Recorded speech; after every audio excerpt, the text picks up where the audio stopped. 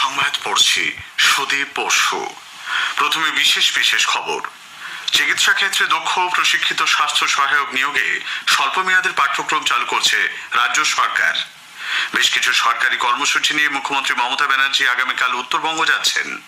রাজ্য সফর বাতিল কেন্দ্রীয় স্বরাষ্ট্রমন্ত্রী অমিত শাহের। ভারত জোড়ো ন্যায় যাত্রায় রাহুল গান্ধীর নিরাপত্তা নিয়ে উদ্বেগ প্রকাশ করে কংগ্রেস সভাপতি মল্লিকার্জুন খাড়গে মুখ্যমন্ত্রী মমতা ব্যানার্জিকে চিঠি দিয়েছেন। রাজ্যে মেডিকেল কলেজে ভর্তি সংক্রান্ত মামলায় কলকাতা হাইকোর্টের সিঙ্গেল বেঞ্চ ও ডিভিশন বেঞ্চের বিচার প্রক্রিয়ায় স্থগিতাদেশ জারি সুপ্রিম কোর্টের। দক্ষিণ চব্বিশ পরগনার নরেন্দ্রপুরের স্কুলে দুষ্কৃতীদের তাণ্ডবের ঘটনায় শিক্ষা দপ্তর রিপোর্ট তলব করেছে। প্রধানমন্ত্রী আগামীকাল আকাশবাণীতে মন কি বাত অনুষ্ঠানে তাঁর চিন্তাভাবনা দেশ বিদেশের মানুষের সঙ্গে ভাগ করে নেবেন। আসছি বিস্তারিত খবরে। চিকিৎসা ক্ষেত্রে দক্ষ প্রশিক্ষিত স্বাস্থ্য সহায়ক নিয়োগে রাজ্য সরকার স্বল্প মেয়াদের পাঠ্যক্রম চালুর সিদ্ধান্ত নিয়েছে। মূলত গ্রামীণ মানুষের চিকিৎসায় যারা যুক্ত রয়েছেন তাদের কথা মাথায় রেখেই মোট 15টি বিষয়ে স্বল্প মেয়াদী পাঠ্যক্রম চালু হচ্ছে। উৎকর্ষ বাংলা প্রকল্পের অঙ্গ হিসেবে সংশ্লিষ্ট প্রশিক্ষণ কর্মসূচি হাতে নেওয়া হয়েছে। জানা গেছে, যেসব চিকিৎসা শিক্ষা প্রতিষ্ঠানগুলি ক্লিনিক্যাল এস্টাবলিশমেন্ট আইনে নথিভুক্ত রয়েছে সেখানেই 15টি কোর্স পড়ানো হবে। তবে এ বিষয়ে কারিগরি ও বৃত্তিমূলক শিক্ষা সংসদের আগাম অনুমতি প্রয়োজন। তারাই সংশ্লিষ্ট প্রতিষ্ঠানের পরিকাঠামো খতিয়ে দেখে ছাড়পত্র দেবে। কয়েকটি কোর্সে পড়াশোনার জন্য কেমিস্ট্রি ও বায়োলজি নিয়ে উচ্চ মাধ্যমিক পাশ করতে হবে। 360 থেকে 720 ঘন্টার এই কোর্সগুলিতে থিওরি ও প্র্যাকটিক্যালের ব্যবস্থা থাকছে। মেধাবী তথা দুস্থ পড়ুয়াদের পাশে দাঁড়াতে রাজ্য সরকার Swami Vivekananda merit cum means স্কলারশিপের বরাদ্দ বাড়ানোর সিদ্ধান্ত নিয়েছে। চলতি অর্থবর্ষে এই খাতে 1500 কোটি টাকা ব্যয় করা হবে বলে জানা গেছে। স্কলারশিপ পাওয়ার জন্য আবেদন জানানোর প্রক্রিয়া ইতোমধ্যেই শুরু হয়েছে। তা চলবে ফেব্রুয়ারি মাস পর্যন্ত। স্কলারশিপের জন্য যোগ্য হবে প্রার্থীদের মার্চ মাসের মধ্যে অ্যাকাউন্টে বৃত্তির টাকা মিটিয়ে দেওয়ার নির্দেশ দেওয়া হয়েছে। মেডিকেল, ইঞ্জিনিয়ারিং, পলিটেকনিক ও উচ্চ মাধ্যমিকের পড়ুয়ারাও এই স্কলারশিপের জন্য আবেদন জানাতে পারবেন। বেশ কিছু সরকারি কর্মসূচি নিয়ে মুখ্যমন্ত্রী মমতা ব্যানার্জি আগামীকাল উত্তরবঙ্গ যাচ্ছেন। 5 দিনের সফরের প্রথম পর্বে তিনি বাগডোগরা হয়ে আলিপুরদুয়ারের হাসিমারা যাবেন। কর্মসূচি শেষে সোমবার যাবেন কোচবিহার। সেখানে রাসমেলা ময়দানে তাঁর সরকারি কর্মসূচিতে অংশগ্রহণের কথা। ওই দিনে উত্তরকন্যাতে আরও একটি সরকারি কর্মসূচি রয়েছে মুখ্যমন্ত্রীর। মঙ্গলবার 30 তারিখ রায়গঞ্জ ও বালুরঘাটে তিনি বিভিন্ন প্রকল্পের উদ্বোধন ও শিলান্যাস করবেন। বুধবার 31 তারিখ তিনি প্রথমে মালদা ও পরে যাবেন মুর্শিদাবাদ। 1 ফেব্রুয়ারি নদিয়ার কৃষ্ণনগরে আরও একটি কর্মসূচি সেরে মুখ্যমন্ত্রীর কলকাতা ফেরার কথা।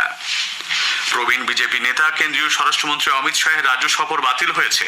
আগামীকাল রাতে তাঁর রাজ্যে আসার কথা ছিল। সোমবার জনসভার পাশাপাশি আপাতত তার সমস্ত কর্মসূচি বাতিল করে দেওয়া হয়েছে বলে রাজ্য বিজেপির পক্ষ থেকে জানানো হয়েছে। সরকারিভাবে সফর বাতিলের কোনো কারণ জানানো হয়নি। উল্লেখ্য, বিহারের রাজনৈতিক সমীকরণ দ্রুত বদলের প্রেক্ষিতে পাটনায় যেতে পারেন শ্রী শাহ। ভারত জোড়ো ন্যায় যাত্রায় পোস্টার ছিঁড়ে ফেলা এবং তৃণমূল কংগ্রেস কর্মীদের বিক্ষোভে উদ্বেগ প্রকাশ করে কংগ্রেসের সর্বভারতীয় সভাপতি মল্লিকার্জুন খাড়গে তৃণমূল কংগ্রেস প্রধান মুখ্যমন্ত্রী মমতা ব্যানার্জিকে চিঠি পাঠিয়েছেন। আগামীকালই দিল্লি থেকে ফিরে জলপাইগুড়ির পাহাড়পুর এলাকায় রাহুল গান্ধীর কর্মসূচিতে যোগ দেবার কথা। পদযাত্রা চলাকালীন রাহুলের ওপর হামলা হতে পারে বলে চিঠিতে আশঙ্কা প্রকাশ করা হয়েছে। পাশাপাশি গান্ধী পরিবারের সঙ্গে মুখ্যমন্ত্রীর সম্পর্কের কথাও উল্লেখ করা হয়েছে খাড়গের পাঠানো চিঠিতে। রাহুল গান্ধীর ভারত জোড়ো যাত্রায় তৃণমূল কংগ্রেস কর্মীদের বিক্ষোভ দেখানোর অভিযোগ খারিজ করেছেন রাজ্যের মন্ত্রী তথা বরিষ্ঠ তৃণমূল কংগ্রেস নেতা ফিরহাদ হাকিম।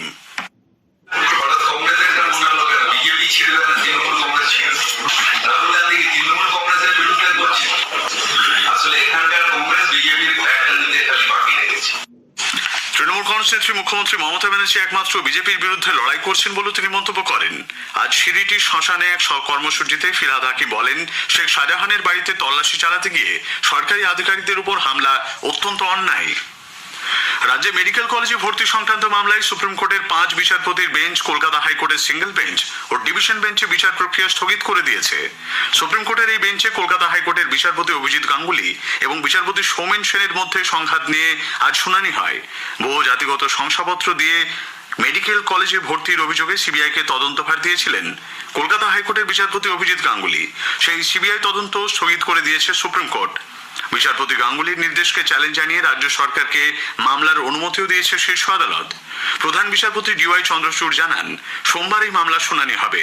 বেঞ্চে আছেন প্রধান বিচারপতি ছাড়াও বিচারপতি সঞ্জীব খান্না, বিচারপতি বি.আর. গাভাই, বিচারপতি সূর্যকান্ত এবং বিচারপতি অনিরুদ্ধ বসু। মামলায় সব পক্ষকে নোটিশ দিতে বলেছে সুপ্রিম কোর্ট। এদিকে মেডিকেল কলেজে ভুয়ো শংসাপত্র নিয়ে ভর্তি মামলায় পক্ষ হতে চেয়ে তৃণমূল কংগ্রেসের সাধারণ সম্পাদক অভিষেক ব্যানার্জি বিশেষ বেঞ্চে স্পেশাল লিভ পিটিশন দাখিল করেছেন। এ বিষয়ে সুপ্রিম কোর্টে তাঁর আইনজীবী অভিষেক মনু সিংভি আবেদন জানিয়েছেন বলে খবর। অভিষেকের বক্তব্য যাতে আদালত শোনে সেই আবেদনও জানানো হয়েছে পিটিশনে। প্রধানমন্ত্রী নরেন্দ্র মোদী আগামীকাল আকাশবাণীতে মন কি বাত অনুষ্ঠানে তাঁর চিন্তা ভাবনা দেশ বিদেশের মানুষের সঙ্গে ভাগ করে নেবেন। এটি হবে মাসিক এই বেতার অনুষ্ঠানের 109তম পর্ব। অনুষ্ঠানটি আকাশবাণী ও দূরদর্শনের সবকটি চ্যানেল, এআইআর নিউজ ওয়েবসাইট এবং নিউজ অন এআইআর মোবাইল অ্যাপে সকাল 11টায় সম্প্রচারিত হবে। AIR news, DD news, PMO, তথ্য সম্প্রচার মন্ত্রকের ইউটিউব চ্যানেলগুলিতেও সরাসরি সম্প্রচার করা হবে মন কি বাত। এরপরই আঞ্চলিক ভাষায় অনুষ্ঠানটি সম্প্রচারিত হবে। আঞ্চলিক ভাষার তর্জমা পুনঃ সম্প্রচারিত হবে রাত 8টায়। স্থানীয় সংবাদ শুনছেন আকাশবাণী কলকাতা কেন্দ্র থেকে। এখন বিজ্ঞাপন। ধানের মূল জমিতে যে কোনো ধরনের আগাছাকে নির্মূল করতে এবং মজুরের খরচা সাশ্রয় করতে একর প্রতি 90 গ্রাম হারে ব্যবহার করুন বায়ারের কাউন্সিল অ্যাক্টিভ। ফিরে আসছি স্থানীয় সংবাদে। দক্ষিণ 24 পরগনার নরেন্দ্রপুর থানা এলাকার বলরামপুর মনমথনাথ হাই স্কুলে আজ দুপুরে বহিরাগত দুষ্কৃতীদের হাতে শিক্ষক শিক্ষিকারা প্রকৃত হয়েছেন। কয়েকজন শিক্ষক শিক্ষিকার মোবাইল ফোন ভেঙে দেওয়ার পাশাপাশি পড়ুয়াদের উপরও হামলা হয়েছে বলে অভিযোগ। স্কুলের ভেতরে বেশ কিছুক্ষণ আটকে ছিলেন শিক্ষকরা। প্রধান শিক্ষকের মদতেই মারধরের ঘটনা বলে আক্রান্ত শিক্ষক শিক্ষিকাদের দাবি। নরেন্দ্রপুর থানার বিরাট পুলিশ বাহিনী ঘটনাস্থলে পৌঁছই সুভাষগ্রাম হাসপাতালে আহতদের চিকিৎসা চলেছে। ঘটনার তদন্ত শুরু হয়েছে। এদিকে শিক্ষক শিক্ষিকাদের নিগ্রহের ঘটনার তীব্র নিন্দা করেছে মাধ্যমিক শিক্ষক ও শিক্ষাকর্মী সমিতি এসটিএ এবং শিক্ষানুরাগী ঐক্যমঞ্চ। সমিতি এবং মঞ্চের পক্ষ থেকে এক বিবৃতিতে অবিলম্বে তদন্ত করে দোষীদের দৃষ্টান্তমূলক শাস্তির দাবি জানানো হয়েছে। নরেন্দ্রপুরে স্কুলে ঢুকে সহকারী শিক্ষক শিক্ষিকাদের মারধরের ঘটনায় রাজ্যের শিক্ষামন্ত্রী ব্রাত্য বসু রিপোর্ট তলব করেছেন। আজ বিকেলে প্রেসিডেন্সি বিশ্ববিদ্যালয়ের একটি অনুষ্ঠানে যোগ দিয়ে তিনি বলেন, হামলাকারীরা কেউই রেহাই পাবে না। পরীক্ষা পে চর্চা অনুষ্ঠানে ছাত্রছাত্রীদের সঙ্গে প্রধানমন্ত্রী আলাপচারিতা এবং পরীক্ষার্থীদের উদ্দেশ্যে নানান পরামর্শ তাদের চিন্তামুক্তভাবে পরীক্ষা দিতে সহায়ক হয়েছে বলে বর্ধমান কাঞ্চননগর ডিএন হাই স্কুলের প্রধান শিক্ষক ডক্টর সুভাষচন্দ্র দত্ত জানিয়েছেন।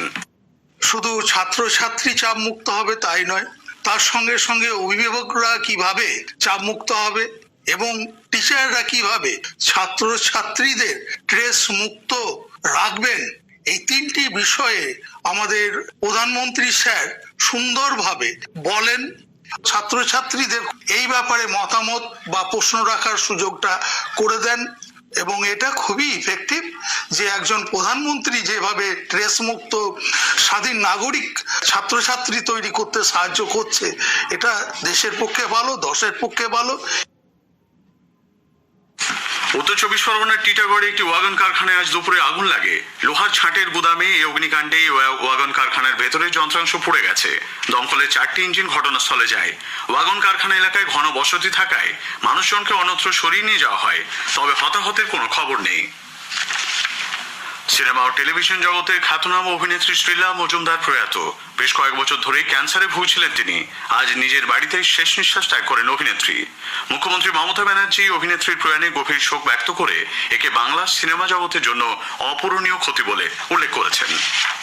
পশ্চিমী ঝঞ্ঝা কেটে গিয়ে উত্তরে হাওয়ার পথে বাধা দূর হতে রাজ্যে আবারও শীতের আমেজ। দক্ষিণবঙ্গের জেলাগুলিতে আগামী কয়েকদিন তাপমাত্রা আরো কমবে বলে মনে করা হচ্ছে। তবে জানুয়ারির শেষ থেকে পরবর্তী 2-1 দিন বেশ কয়েকটি জেলায় হালকা থেকে মাঝারি বৃষ্টির পূর্বাভাস দিয়েছে আবহাওয়া দপ্তর। 125তম বেটন কাপ হকির ফাইনালে আগামীকাল ইন্ডিয়ান নেভি ইন্ডিয়ান অয়েলের মুখোমুখি হচ্ছে। সল্টলেকের সাইয়ের অ্যাস্ট্রোটার্ফে খেলা শুরু হবে দুপুর 3টায়। ইস্ট বেঙ্গল আগামীকাল কলিঙ্গ সুপার কাপ ফুটবলের ফাইনালে ওড়িশা এফসির মুখোমুখি হবে। ভুবনেশ্বরের কলিঙ্গ স্টেডিয়ামে খেলা শুরু হবে সন্ধে 7:30টায়। গুয়াহাটির বর্ষাপাড়া স্টেডিয়ামে রঞ্জি ট্রফি ক্রিকেটের ম্যাচের দ্বিতীয় দিনের শেষে বাংলা অসমের বিরুদ্ধে প্রথম ইনিংসে 306 রানে এগিয়ে গেছে। 4 উইকেটে 242 রান হাতে নিয়ে দ্বিতীয় দিনে খেলা শুরু করে বাংলার প্রথম ইনিংস 405 রানে শেষ হয়। এর জবাবে অসম ব্যাট করতে নেমে 8 উইকেটে 99 রান করেছে। স্থানীয় সংবাদ শেষ হলো।